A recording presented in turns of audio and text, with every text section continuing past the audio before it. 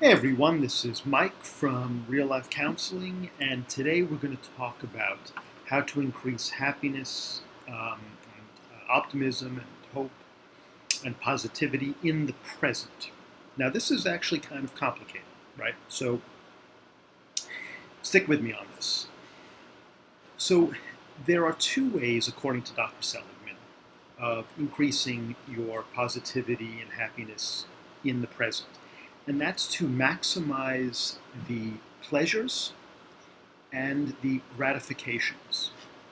Right? So let's go over this a little bit. So we talked about increasing happiness and optimism and positivity in the past, right? How to increase it for the future and about the future, and now how to do it in the present. So the two ways: positivity in the present, pleasures and the gratifications. The pleasures are exactly that, basically the physical pleasures. So enjoying good food, getting a massage, going to a ball game, sex, friendship, grabbing a cup of coffee with a friend. Those are the kinds of pleasures, the bodily pleasures.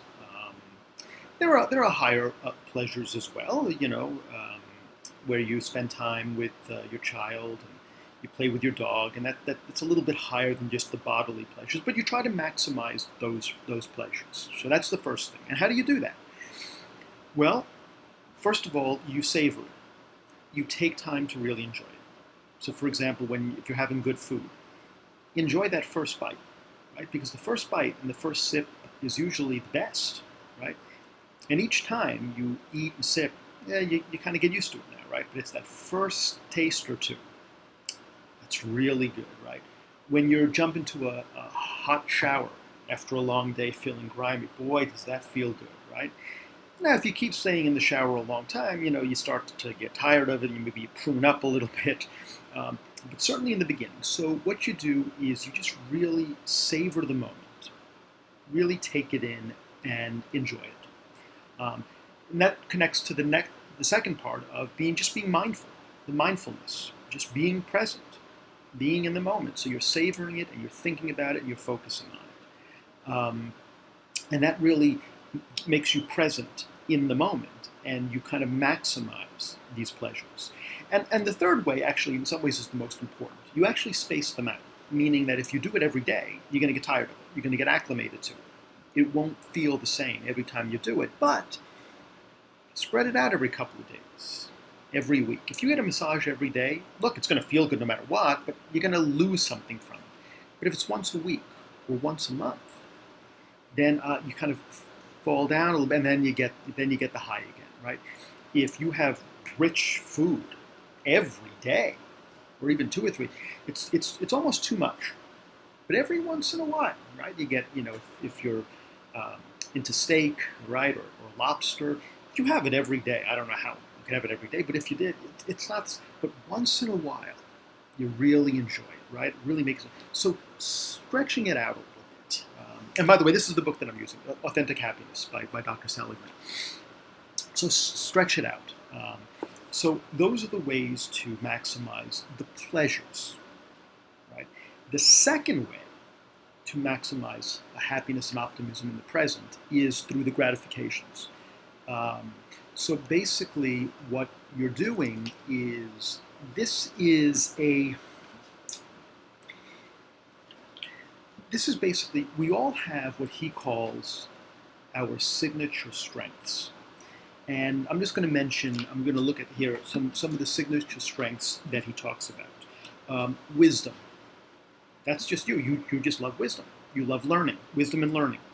You have curiosity, a sense of curiosity, love of learning, critical thinking, ingenuity, originality, social intelligence.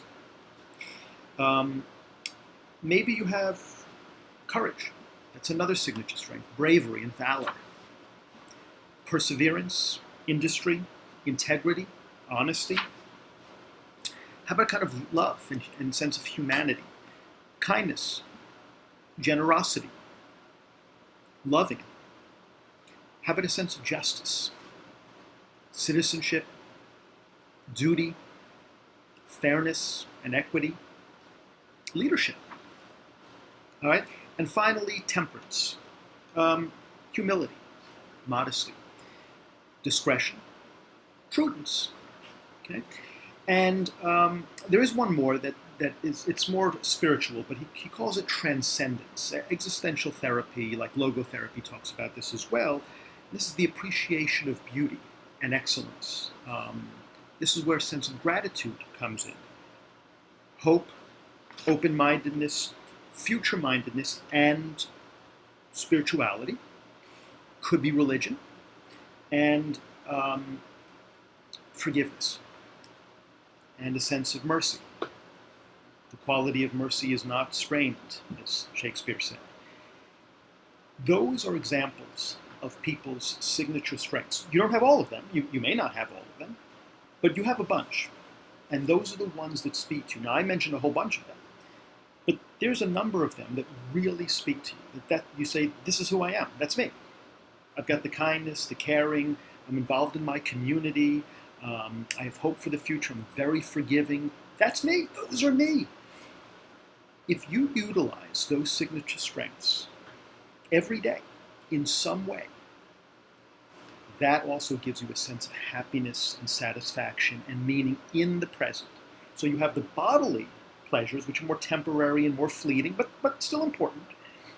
But then the deeper connection, where this is who you are as a human being, and you apply those qualities about you to the world. You utilize them. There was a concept a number of years ago called being in the flow, right? Flow. Mihaly Csikszentmihalyi wrote a book called Flow. And really, the interesting thing about this is it actually had an absence of feeling. Now, we're talking about happiness and optimism. When you're in the flow, you actually don't feel anything. You're so into it. Time goes by, hours. You don't even realize it. Now, have you ever done that yourself? Maybe you're at a computer and you say, I'm going to jump on for 5 minutes. And 3 hours later, right, you're still on. That's being in the flow. You actually don't feel anything. You don't feel happy or sad. You don't feel good or bad. You're just so focused. But that is a sign of being engaged, of being happy, of devoting yourself to something that's important to you. So the application of those signature strengths, or those qualities that you really think are you. This is a part of who you are. Using them in a way every day that is meaningful and purposeful and helpful. So I would recommend getting the book, Authentic Happiness, because he lists them all. He lists all these signature strengths, and he gives you a test to try to figure out which ones are yours, and then some ideas on how to implement them, how to use them on a daily basis. And it's more than I can provide in the video, so I would absolutely recommend you get the book. It's a great book. It's a little old now. I think it was 2000 or 2001. And he's written some more books, which you could certainly buy and get to, which expands on his ideas. But great book. So we talked about happiness and optimism in the past, happiness and optimism about the future, and happiness and optimism in the present. And if you use all of those, your overall level of happiness and optimism, hope and positivity should increase.